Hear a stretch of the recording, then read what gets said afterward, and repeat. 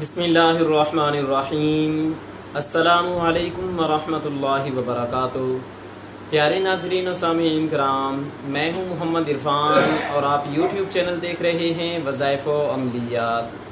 آج قرآن کی روشنی میں آپ کے سامنے استغفار کے کچھ فوائد اور اس کی کچھ حکمتیں رکھی جائیں گی۔ اس کے علاوہ استغفار کی کتنی قسمیں ہیں، استغفار کیا چیز ہے، سب سے بیسٹ استغفار کیا ہے اور سب سے آسان استغفار کیا ہے، یہ چند چیزیں بھی آپ کے سامنے پیش کی جائیں گی۔ اور حدیث کی روشنی میں بھی دو باتیں استغفار کے ریلیٹڈ آپ کے سامنے رکھی جائیں گی۔ یہ استغفار کی ساری چیزیں ڈیٹیل سے جاننے کے لیے آپ ویڈیو کے آخر تک ہمارے ساتھ جڑے رہیں۔ مزید آگے بڑھنے سے پہلے گزارش ہے کہ اگر آپ کو ویڈیو پسند آئے تو اسے لائک کر دیں۔ اگر آپ چینل پہ نئے ہوں تو چینل کو سبسکرائب کر کے وظائف و عملیات کی بیل کو ضرور پریس کر دیں تاکہ ہماری ہر آنے والی ویڈیو وظائف، عملیات، استخارہ اور خوابوں کی تعبیر کا نوٹیفیکیشن آپ سب دوستوں تک پہنچتا رہے۔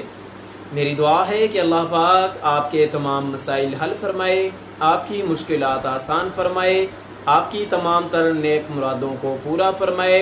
اللہ پاک میرے اور آپ کے اگلے پچھلے سب گناہوں کو معاف فرمائے۔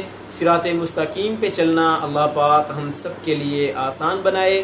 صحت، سکون، عافیت والی، عزت والی، امن و امان والی، سلامتی والی، اسلام والی، ایمان والی زندگی عطا فرمائے، آمین۔ مزید میرے پیارے دوستو، میری خصوصی دعاؤں میں شامل ہونے کے لیے اللہ پاک کا نام کومنٹ باکس میں ضرور لکھیے گا۔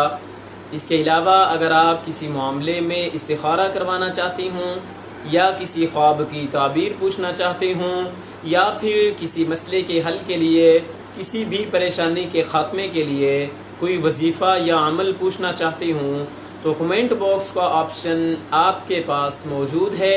اظہار کرنا آپ کا کام ہے، رہنمائی کرنا ہمارا کام ہے۔ انشاءاللہ بہترین، آسان، عمدہ انداز میں اسلامی اصولوں کو مد نظر رکھتے ہوئے آپ کی رہنمائی کی جائے گی۔ آئیے میرے پیارے دوستو، اب بات کرتے ہیں کہ قرآن پاک میں اللہ پاک استغفار کے بارے میں کیا ارشاد فرما رہے ہیں۔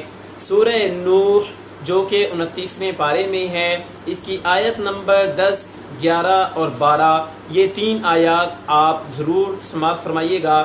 اللہ پاک فرماتے ہیں فَقُلْتُ اسْتَغْفِرُوا رَبَّكُمْ إِنَّهُ كَانَ غَفَّارًا، کہ آپ لوگ استغفار کیجئے، بے شک اللہ پاک کی ذات جو ہے وہ مغفرت کرنے والی ہے، وہ غفار ذات ہے۔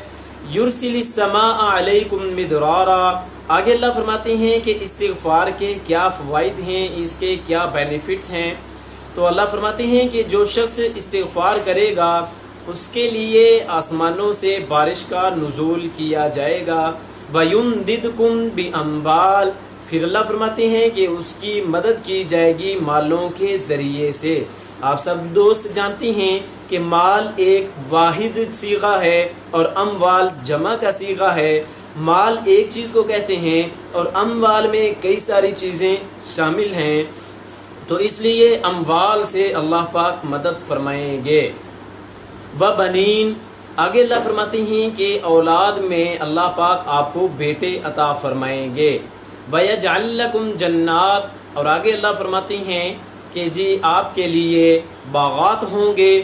وَيَجْعَلْ لَكُمْ أَنْهَارًا، اور آگے اللہ فرماتے ہیں کہ آپ کے لیے نہریں ہوں گی۔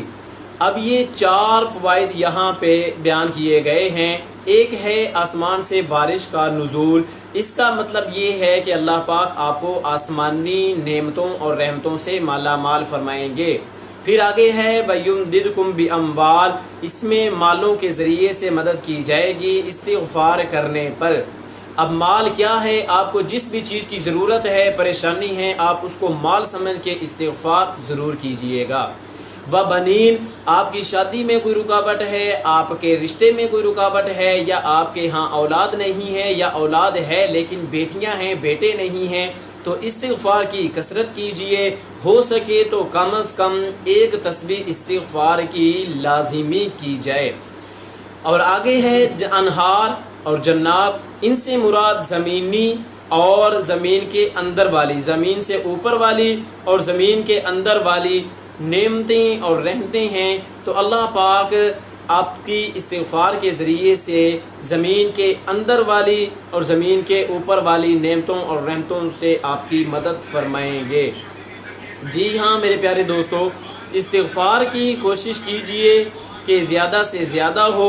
اب میرے دوستو بات کرتے ہیں کہ حدیث میں کیا ہے۔ آپ علیہ الصلوۃ والسلام نے فرمایا کہ میں نبی ہو کے روزانہ 100 بار استغفار کرتا ہوں، تو آپ لوگ بھی زیادہ سے زیادہ استغفار کیا کریں۔ یہ ہے ایک حدیث آپ کے سامنے پیش کی گئی۔ اب استغفار کیا ہے؟ استغفار ہے اللہ سے گناہوں سے معافی مانگنا، اللہ سے اپنے گناہ معاف کرانا۔ اس میں استغفار میں سب سے شارٹ کٹ جو استغفار ہے، سب سے چھوٹا اور مختصر ہے، وہ ہے استغفر اللہ۔ یہ سب سے چھوٹا ہے، لیکن ایسا استغفار جس میں اللہ رب العزت کے صفاتی نام بھی ہوں، اللہ کی صفات بھی ہوں، تو اس استغفار کا اور بھی زیادہ فائدہ ہوتا ہے۔ اس کے علاوہ آپ استغفر اللہ العظیم یہ بھی پڑھ سکتے ہیں۔ اس کے علاوہ استغفر اللہ العظیم و اتوب الیہ یہ بھی پڑھ سکتے ہیں۔ اس کے علاوہ استغفر اللہ ربی من کل ذنب و اتوب الیہ یہ بھی پڑھ سکتے ہیں۔ اس کے علاوہ استغفر اللہ الذی لا الہ الا هو الحی القیوم و اتوب الیہ یہ بھی پڑھ سکتے ہیں۔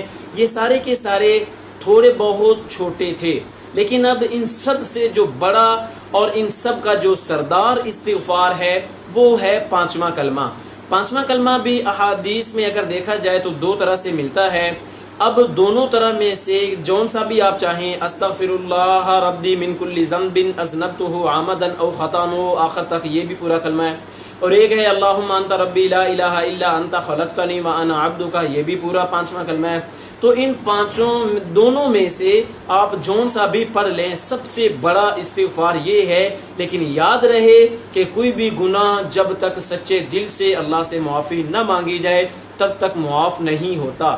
صغیرہ گناہ جو ہوتے ہیں، چھوٹے گناہ، یہ نیکیوں سے معاف ہو جاتے ہیں۔ جب ہم کوئی نیکی کرتے ہیں تو یہ معاف ہو جاتے ہیں اور نیکیوں کے ساتھ ان کا تبادلہ بھی ہو جاتا ہے، مگر بڑا گناہ جو ہے وہ استغفار کے بغیر، معافی کے بغیر معاف نہیں ہوتا۔ اللہ سے دعا ہے کہ اللہ پاک ہمیں گناہوں سے محفوظ فرمائے اور اللہ پاک ہمیں اپنی رضا والے اعمال کرنے کی توفیق عطا فرمائے۔ اب ملیں گے انشاءاللہ پھر کسی نیکسٹ ویڈیو میں، تب تک مجھے اپنی دعاؤں میں یاد رکھیے گا۔ اللہ حافظ۔